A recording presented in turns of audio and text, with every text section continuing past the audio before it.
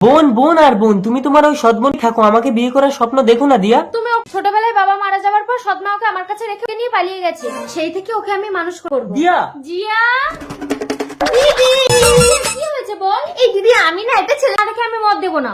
এই তো দেখ, ছেলেটা ছবি তুলে এনেছি। কি হলো দিদি?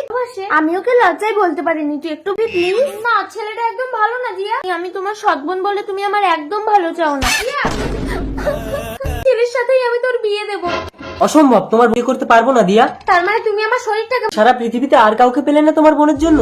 আমার বোন যা চায় আমি তাই দেই। আজ সন্ধ্যের মধ্যে বর্ষা এসে তুমি তোর খবর শুনবে রূপন।